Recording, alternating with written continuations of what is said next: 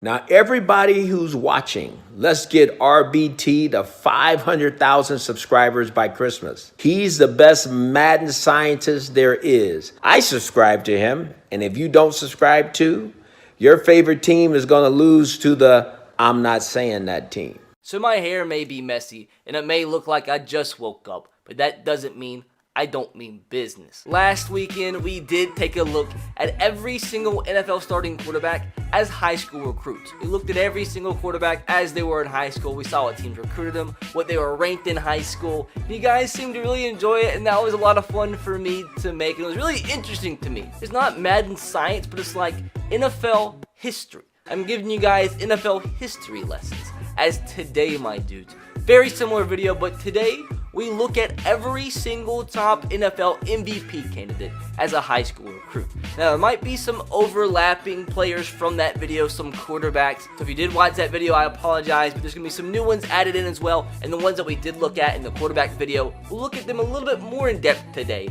So hopefully, guys, do enjoy today's NFL history lesson, as I'm a freaking professor. That's what we do here. I'm a goddamn professor. So, with that said, hopefully guys do enjoy today's historic video.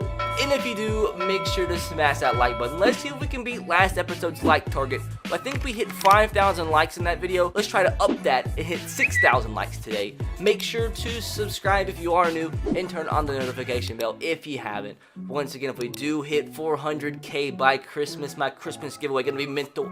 3 Xbox One X's, 3 PS4 Pros. I'm gonna be giving away to you guys. So make sure to take that millisecond that it does take to click that subscribe button if you haven't. And also, as you guys probably can tell because I'm recording this before time, but I think today is December 1st. And if that's the case, that means the 25 days of Christmas has started on the channel. Every single video gonna be giving away Xbox, PS4, and Amazon codes. And literally all you have to do to win those codes is have notifications on and be one of the first people to watch the video.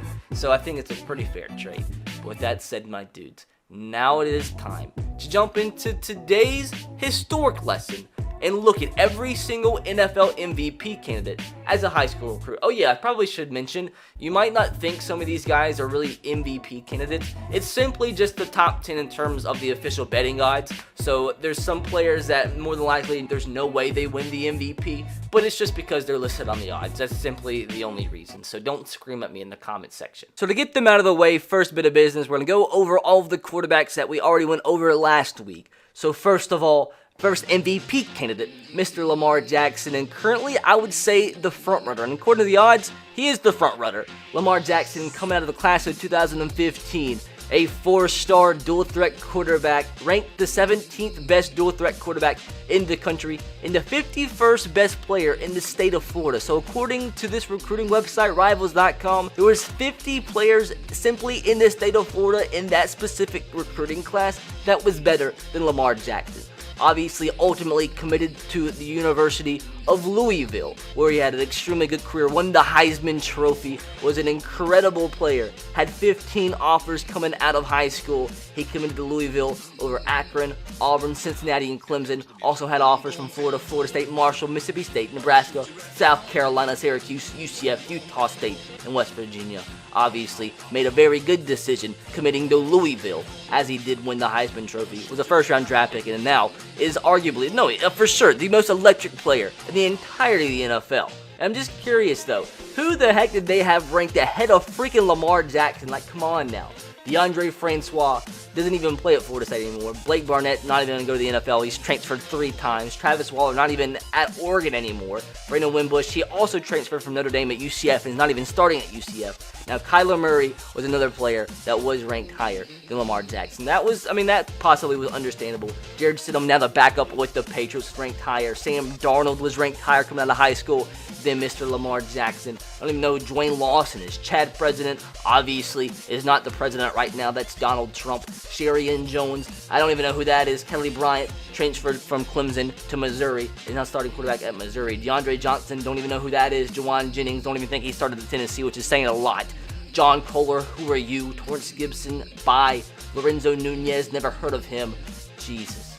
All these players are ranked higher than Lamar Jackson. That shows you shouldn't put that much stock in how a player is recruited coming out of high school. Next, and yes, Dak Prescott is listed on the official odds to win the MVP. and look at an old Dak Prescott. Dude, look how young he looks. Looks like a young buck. A young 14-year-old, although he was probably like 18 here. But Dak Prescott coming out of the class of 2011, listed as a dual threat quarterback, a 3-star prospect, and wasn't even listed as like a top 50 player at that position. So many players are ranked higher than Dak Prescott. Was the 33rd ranked player in the entire state of Louisiana. Obviously, ultimately committed to Mississippi State over LSU, Louisiana Tech, Louisiana Lafayette, and McNeese State. As you look at some of the other schools that did offer, Memphis, North Texas, Northwestern State, and TCU. So no real huge offers from Dak Prescott, as obviously kind of outplayed what his recruiting ranking was. Next, the player that the recruiting experts actually got right, DESHAUN Watson, was rated a 5-star dual threat quarterback out of the class of 2014, was the number 1 ranked dual threat quarterback in the entire country, but there was 30 players ranked higher than him nationally overall. Was the 2nd ranked player in the state of Georgia. Obviously committed and played his collegiate career at Clemson, where he did win a national championship. Picked Clemson over Alabama, Arizona, Auburn, and California. As who was ranked higher than DESHAUN Watson in the state of Georgia coming out of the class of 2014? It better be like God or Jesus or something. It was Raekwon McMillan.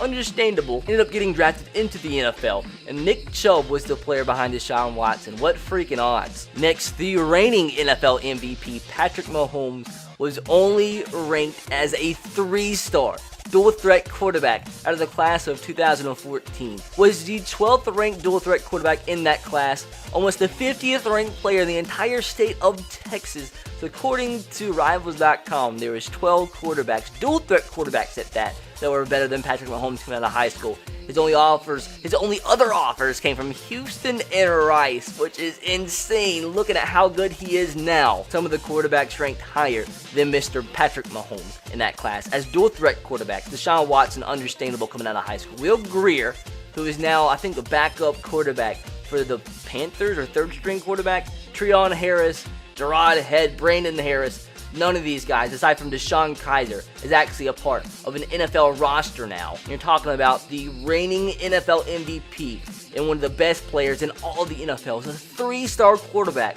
that was freaking ranked behind a guy named Rafe Peavy. Now, final quarterback we're looking at as a high school recruit and a current MVP candidate in the National Football League, Mr. Russell Wilson. And that's one of my favorite recruiting stories.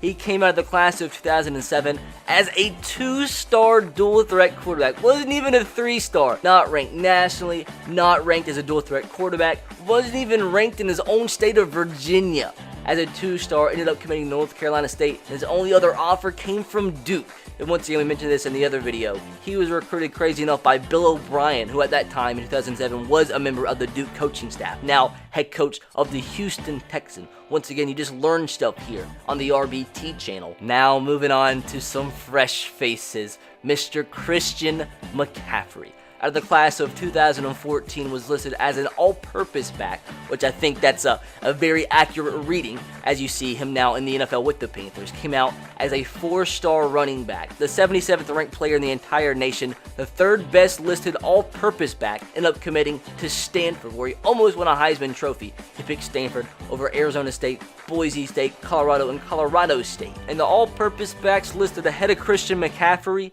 Joe Mixon, and Dalvin Cook, who, I mean, might as well go ahead and go to Dalvin Cook because he's on the list as well. Another potential MVP candidate was a 5-star running back out of the class of 2014. Once again, an all-purpose back. You just saw the 2nd-ranked all-purpose back in the entire country that year, just ahead of Christian McCaffrey and right behind Joe Mixon, who's now starting running back with the Cincinnati Bengals. 3rd-ranked player that year in the entire state of Florida. Overall, the 18th ranked player in the entire country committed to Florida State over schools like Auburn, Arkansas, Clemson, and Florida. Next, we have Michael Thomas, arguably the best receiver in the entire National Football League.